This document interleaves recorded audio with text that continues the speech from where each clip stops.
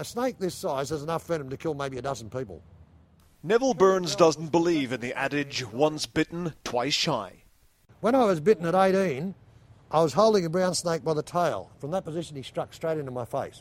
Another bite from a red-bellied black snake like this one cost him a finger. And they fought for about 6 weeks to save it. In the end, no, had to go. Either that or the hand, so the finger went. And despite being bitten a dozen times in all, snakes remain his passion and his profession. Now, a lot of people see me do this and they say, is it safe to hold a snake by the tail?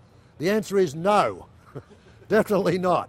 You see, I've read in books written by naturalists the claim that if you hold a venomous snake by the tail, the snake can't reach you. Well, the snake has never read that book, guys. Around 3,000 people every year get bitten by snakes in Australia. So Neville gives lectures to utility and council workers who are likely to encounter them. So I've stepped here, and he does that. I'll stand still. And I'll wait for the snake to move away, because once I stop moving, if he hasn't bitten, he's not going to. The brown snake is very common, even in towns and cities. It also happens to be the second deadliest snake in the world.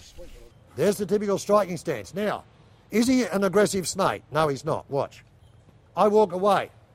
If he's aggressive, he'd follow me. He'd go in the opposite way. It's only when I do silly things like this that he's going to turn round and use his right to defend himself. There's the bite. Venom is extracted from snakes to create a plentiful supply of anti-venom to treat victims, reducing fatalities to roughly 1 a year on average. But patients have to be treated quickly. Anthony Maurer was on a remote bushwalk when he was bitten. I was vomiting after about 15 minutes. Within an hour I could not walk, stand. I was vomiting blood, foam, headache, nauseous, kidneys were starting to fail. Anthony was rescued and given multiple doses of anti-venom, but some people are allergic to it. Neville Burns discovered years ago that he's one of them, which is a bit of a disadvantage for a snake handler. They had to give me 3 lots, and each time they gave it to me, the heart stopped. And then they restarted the heart, gave me adrenaline, and I ended up on life support for 7 days and nights. After being declared clinically dead 3 times, I was paralysed for 9 weeks on one side of the body. But he refuses to quit. He says every time he's been bitten, it's been his fault, not the snake. Take his advice, though. Don't get too close to one, in case you feel the sharp end of its tongue. Ian Woods, Sky News, Sydney.